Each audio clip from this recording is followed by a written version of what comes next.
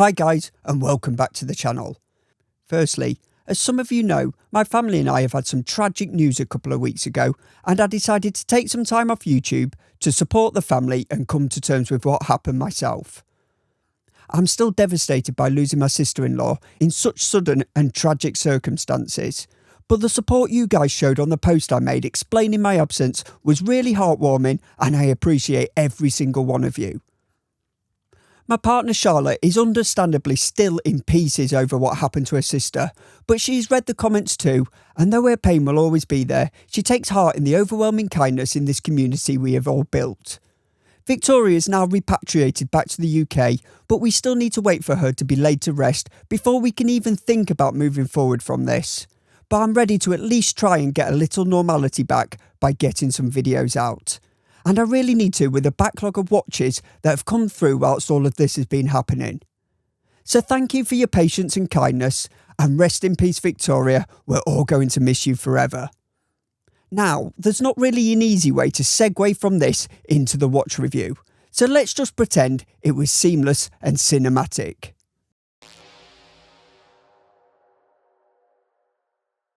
Fresh from reviewing a previous piece from FIYTA, they got in touch to ask if I'd like to give another of their pieces the once over. The last one was so original and surprisingly good that I jumped at the chance, especially when no other channel seems to be giving them a chance. And if you know anything about this channel, you'll know I'm not afraid to give more weird and wonderful watches a good see into. So, for those of you who didn't see my last FIYTA review, a quick recap on the brand. FIYTA is one of the biggest named Chinese watch brands within China itself. They're owned by the same organisation that literally builds rockets for the Chinese space programme, and they like to show off that fact in a lot of collections they produce. Which brings us, neatly, to this. The FIYTA Interstellar Series space rocket in blue dial variant.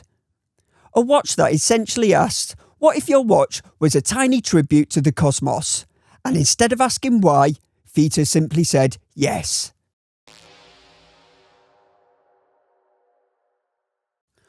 Off the bat, this thing's genuinely interesting. Not in a dramatic way, just in the sense that FIYTA has done something that doesn't look like every other skeletonized watch on the planet. It feels better put together than the price would suggest too, at just £115 or $153. The finishing is tidy, nothing feels flimsy, and the whole thing gives off the impression of being thoughtfully made rather than thrown together.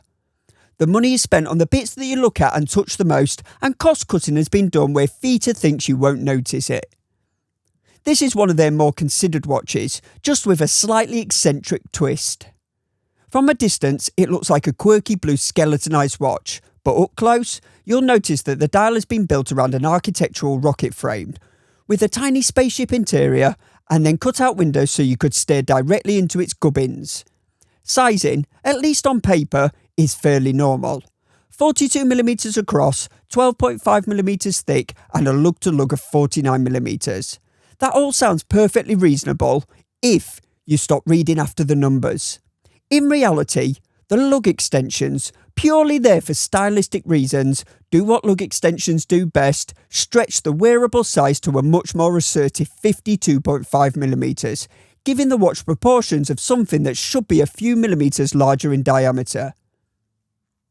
Overall though, the first impressions are pretty solid. The finishing looks clean, the FIYTA A1024 is on show, doing the 8000 series usual routine of looking better than it behaves. The flat sapphire crystal does exactly what it should without adding any distortion, and the bracelet feels a hell of a lot better than you'd expect at this price. The dial is absolutely where FIYTA decided to have fun. The deep blue outer ring is both stunning in colour, and the sunburst finish allows for some really cool light play. It genuinely looks quite intelligent, until FIYTA began carving shapes out of it like a bored carpenter. These cutouts reveal a grainy, sandy textured layer underneath, adding real depth and intrigue compared to most cheap skeletonized dials. The central rocket structure acts like the backbone of the whole dial, symmetrical, angular, and very proudly the main character. Beneath it all, through various windows, you get teasing glimpses of the FIYTA movement, just enough to remind you this isn't some nondescript fashion watch pretending to be complex, with a movement produced with spare parts from a 1950s design. There's actual mechanicals from a respected Japanese brand tucked up inside, even if it is the well-worn A1024. But hey, at least the FIYTA 8000 series looks prettier than any NH series movement, which honestly looks a bit like the back of an old washing machine. Despite the visual commotion, the watch remains surprisingly readable. A clean white mini-track circles the edge, the markers are applied and loomed, and the baton hands, although very basic, do an admirable job of slicing through the chaos. The whole thing to me screams of one of those skeletonized pieces that Rado pumps out. I've got no idea who buys these watches, but at least this slightly bonkers watch costs a fraction of those Rados. So essentially, make more sense than slapping down $1,000 for a watch that'll fall out of fashion within a few weeks. The Lume, though, that's where the watch tries to pull off its big trick. The entire central rocket shape is filled with BGW9. Freshly charged, I was hoping it would be beautiful, and it is in a way, for about 30 seconds. Then it drops off a cliff and the rocket swiftly goes to mission aborted faster than you can say glow stick. It's a really cool idea, but it feels like the Lume was applied as if it was being rationed. Give this feature 2 or 3 times the Lume compound and it would have been genuinely impressive. As it stands, it's a frustrating reminder of how close this dial came to being an absolute knockout. But those words on the dial, Spaceship Automatic. Why? Just why? The case is doing everything it can to stay out of the spotlight, which is absolutely the right choice. You get radial brushing on the bezel, polished case sides, and those odd little sandblasted textures hidden inside the extended lugs. It all ties in neatly with the mixed finishing on the dial, and nothing feels out of place. The push-pull crown is neatly knurled, signed, and perfectly functional. And the flat sapphire crystal is another sensible decision. Anything domed would have turned this dial into a warped mess. And let's be honest, it's already got enough going on without introducing optical illusions. Keeping it flat means everything stays readable, and you're not squinting at it like you're trying to decode a Magic Eye poster. Flip the watch over and the screw-down caseback proudly announces 100 metres of water resistance, which is generous for a watch clearly more interested in low Earth orbit than swimming pools. But it's nice to know it won't melt if you get caught out in the rain. Through the display window, the FIYTA A1024 poses dramatically. Skeletonized plates, a bit of brushing, a bit of polishing, and plenty of gaps to stir through. It's a movement that looks far more expensive than it actually is, and FIYTA has framed it well.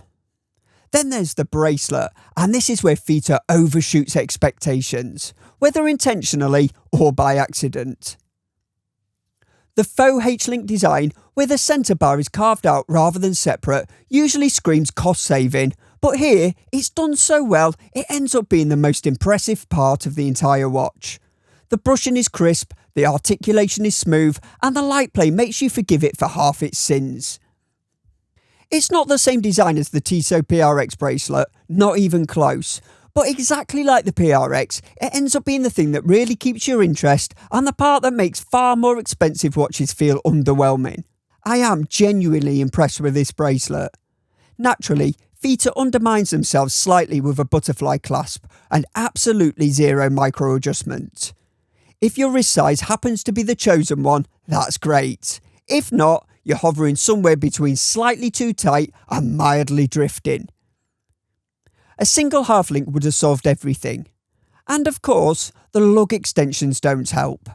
They stop the first link from moving properly, pushing the effective lug-to-lug out to a whopping 54mm.